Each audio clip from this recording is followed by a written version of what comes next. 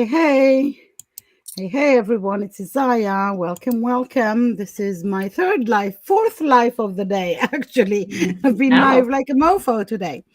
But this is one that I do with Chris. Hey, Chris. And this is hello. one of our 14 meeting with our speakers from the Women of the Way 2023 edition. We are with Maureen Murphy. Hi, Maureen. Hello everyone.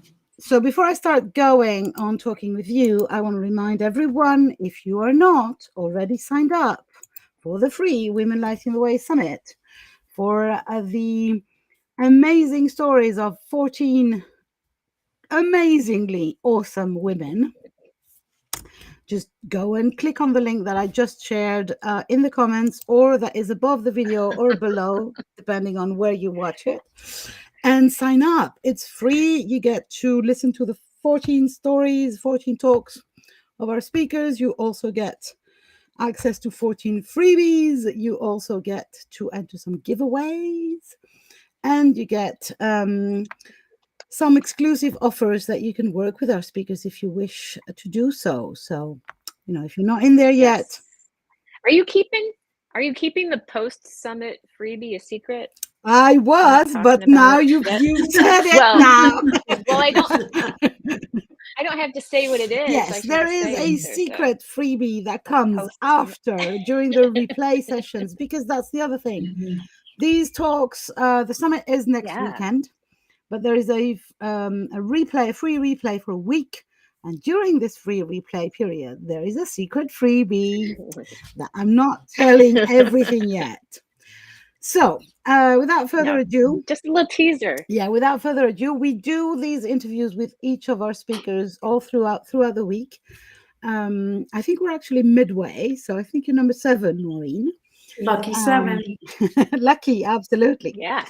And the aim of these interviews is for the listeners to get to know you a little bit more. So we have no plans, just so it's not a precise set of questions. Only the first question is the same one I ask everyone, and it has a particular reason, because I am very both proud and happy that we have women speakers from all over the world. And so my first question to you is, where are you from? Yes, that's a great question. Thank you, Isaiah. I also think in maps, like I have a kind of a visual thing. And it's such an important question because life really is an evolutionary journey. And kind of where I started is really with my parents. And they're from a rural fishing village in Southwest Ireland. They immigrated to New York, where I was born in the Bronx, and lived there until I was about 25, when I headed west on my own journey out to California, to the Bay Area, where I studied chiropractic and practiced in Oakland, California for 30 years. Now, today, Awesome. I live in central Mexico in a beautiful international city called San Miguel de Allende. So, I think about, I'm telescoped way far out from my ancestors, and that is, that's something that I'm attracted to is the cross-pollination and how we influence one another. And for example, when I was living in California, where I lived for 36 years, I was introduced to different cultures than I had been growing up in New York, which has its own diaspora. And so I was involved in a Japanese community through practicing taiko, which is a drumming form.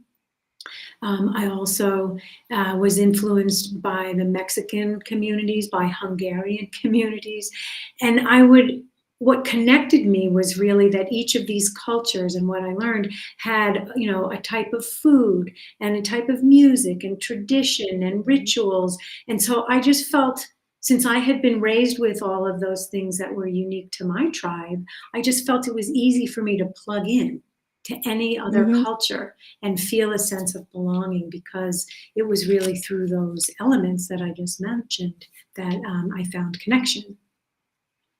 Awesome. I love that. I love the idea that, Wow. we can, the more we know who we are, we can get to connect with others, and their Yeah. cultures. And so you mentioned Japan. So, as the conversation goes, have you ever been to Japan? No, I haven't been. I was a performing member of the San Francisco Taiko Dojo, and just before I left, we were planning a trip to play in Japan, but I left before that, so I did not get to go to Japan with the group. Yeah, So, Cool. You got all sorts of things going yeah, on. yeah, that's cool. Fun. Yeah. That's cool. You're adding to our map, Yes. to our mental map of right. places that, we have tendrils. You say tendrils? Yes, yeah. They're Sure. part of us. Yeah, I love that. Yes, I am I heavily love that. influenced by Europe because that's, where my family came from and my boyfriend is Italian. So that, that's kind of a big area where I've traveled and I know. And now I'm exploring Central America and although I have not been to Asia, I'm curious about that. So I don't know where my future will take me. Mhm. Ooh, Sky's the limit. that's fun. Yeah. You just taught me the pronunciation of a word that that was new to me this year. Diaspora. I did not realize that was a pronunciation. So thank you Ooh, you're very welcome. much. I hope that's the correct.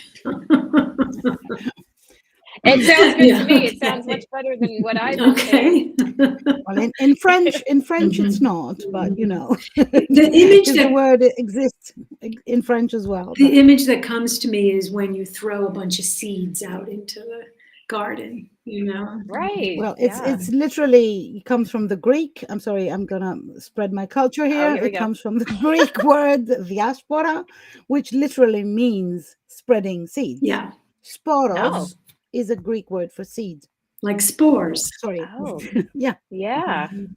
Cool. This is one cool thing about speaking Greek is that basically in very many languages, so many words are completely transparent because Mhm. if you know word anyway, off Yeah. topic. Mhm. Although languages are never off topic for me. Mhm. Right. Mhm. So, Maureen, Yes. what kind of a question would I have? I think one of the other questions that I've asked repeatedly and that has been a success is what is your favorite smell?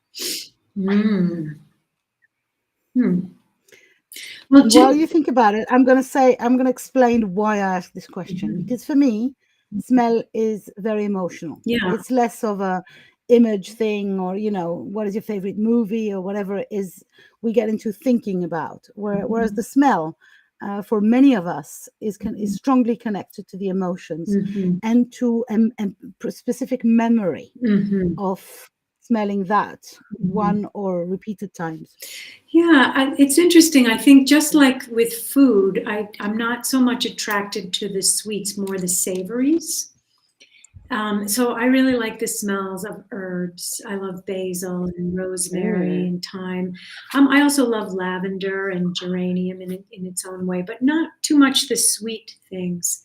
Um, and I was very, very. I am sensitive, but as a child, especially to smells. Like I can remember being little and being taken from New York to Ireland, and it's a whole other culture of smells and different things, and being taken around to visiting to different homes. And there were some homes or some places, or I was like, no, you're leaving me at the door. I'm not going in. Like I was Mm. really strong about that. On the planes, it used to make me sick. Back in the day, they used to allow smoking on the airplanes, and Oh, yeah. they'd come out with these, 3-course meals and the china and the food and the mix of the food and the. Uh-oh. So I used to, I developed the habit for things like that of holding my nose, like just not breathing through my nose. So it's not so much what I love Wow. about smells. It's more like I'm very clear about what I don't love. Yeah, and you seem to have developed a boundaries politics, I think so. kind of. Oh, Mhm. that's interesting because I would feel very frustrated not smelling. Actually, it Mhm. happens sometimes when I get a deep cold. Mhm. I can't smell or feel any taste anymore, Mhm. and it's kind of the saddest moment of my life, basically. Mhm. Um, Yeah. when I had COVID, it happened for Oh, a while, and wow. it was like, oh my God, I just hope it's coming back because it's Well, it's so related to taste. yeah, but even the smell itself, I'm a perfume girl. So I love my essential oils. There's a lot around smell that for me is connected to the enjoyment of life. Yes. Yes. And yeah, if I had to make a choice of, are you okay with smelling shit, basically, provided you can smell all the nice ones, I'd rather have all All the of them. experience. Yeah. Yeah. Interesting. Yeah. Mhm. Do you have So, any questions, Chris? well, yeah, something just popped up for me. So you mentioned, okay, when Isaiah said we're like halfway through, and you said lucky number 7, and in between these interviews today, I ran to the store and I got excited by how much my total was. So I wonder if you not necessarily a favorite number, but like, do you get excited when you see certain number combinations show up in places? That's very interesting. I like Lucky 7 because I was born on the 7th of April. So that's always Oh, been one of my favorite numbers. I like it's just kind of sleek, you know. However, I'm not as much of a numbers person, but I seem to be surrounded by numbers people. So, for example, my older sister, Siobhan, she just loves sequences and patterns. And so every time I see 11:11 on the clock, I text her or I send her a message because that's something that really excites her, you know. And my partner Marco is also, a numbers person, and so I appreciate that. Yeah, but but nothing, it doesn't do it No, for you? it doesn't. Isn't that funny? No? yeah, that's Okay. interesting that you would, take time out of your life Yeah. to send the information to the people that will please. Although for you it doesn't do It it. I love doesn't. it. No, it's so funny. Like, yeah, numbers are Well, not my thing, but I'm surrounded by people who love numbers. and I picked up a receipt today it said the time was 11:11. And so I'm always like, ooh, good things are happening. And then the amount today that came up was 7444. And I was thinking, ooh, we got 444, and 7's always a good one at the beginning. Yeah. So Yeah. I keep seeing like awesome Yeah, numbers this week. Good things are it's happening. interesting how our different brains and our sensory systems work. So, for example, I have a hard time remembering numbers, and with phone numbers, that when we used to hit them digitally and they made a sound, I would remember the sound that the numbers that I punched in Whoa. made, and so that would help Me me too. remember. Remember And the then music. the other thing is the It's like a visual, little melody. like where on the pad it is. Yeah. I can Yeah. remember those kinds of patterns. So it's more visual and auditory. Okay. Yeah. Oh, I still cool. remember, to this day I remember the melody of the few phone numbers that I was doing very often. Yeah, It was like a little song indeed. right. Yeah, absolutely. Yeah. And then as a chiropractor, the touch, like everything, I need to touch it and feel it, and texture is really important to me. Do you still do any of that? No, I chiropractic don't work? here in Mexico. No, I don't. I'm coaching people. I've developed a resilience curriculum, and I'm teaching day retreats, mindfulness day retreats out at a permaculture farm here, which I'm really enjoying. Did you choose not to Nice. do it anymore? Or do I you miss did. it? I do miss it, and at the same time, I Oh, chose to have a break from it. I don't know really what the future will hold, but no, for I'm right just, now, yeah. because I was discussing with one of our speakers from last year, Tracy Kissoon, who is from the UK, who is a physio, Yeah. and she was saying that every time she kind of goes away from touching people, thinking, oh, I should do this online thing or whatever, she then starts missing it so much she has to go back. Yeah, I can totally see that, and I'm so grateful that I had doing that. That seemed like it fit me, because I had to be fully present, during the sessions. Yeah. It was intimate. I could be really with people and get to know them on a deeper level. I could use my body, so I was embodied during it, and that kind of kept me healthy and not sitting at a desk for 30 years. So all of those things, I loved and I don't miss. I think I'm just following what I've been drawn to. So I was first drawn to do more teaching, how to do that. And then I've always thought that inner alignment is the key, right? So whether it's physical, mental, or emotional or spiritual alignment, I'm still in the same ballpark. Absolutely. And so since we're already almost at 16 minutes, I'm going to ask a final question. And what comes to me is, with all these journeys, geographical journeys, would you consider yourself a city girl or a rural chick? I think I'm a little more comfortable in the rural areas, though I've lived near cities or in cities most of my life. I need to be able to access nature very easily. That was why living in the Bay Area, it just ticked all the boxes for me, because there's so much beautiful nature available. It's, that's one of the things about the Bay. Also the food and the smells and the long growing season. So it delights the senses. And so there are lots of things that I miss about that, as well as the people. But when you just know you're done with something, and you're being drawn somewhere. And so I appreciate that I do follow those intuitions and inklings. Okay, so I have to ask a final question. What zodiac are you? I'm Aries, Gemini rising. Okay. Gemini rising. Yeah. Okay. Thank you very, very much for all these informations. Now, thanks for the opportunity to connect. If you want to know more about Maureen and get into her story, please just join the summit. It's free, and you will get to listen to the rest of what Maureen did not say today, and maybe some more, and also 13 other amazing speakers, and 2 live panels that we definitely have not been promoting enough, Chris, because there's no one in there. So we have to remind people that these exist. So thank you very much for sharing with us, Maureen. And so I have to check. You were in the wrong live panel, right? I'm on Sunday. Yeah. Sunday. Yeah. Sorry about this mix-up. So we have 2 live panels, one on Saturday, one on Sunday, both at 2 p.m. UK, with 6 or 7 of our speakers every day. And we intend to have a blast discussing with all of them together.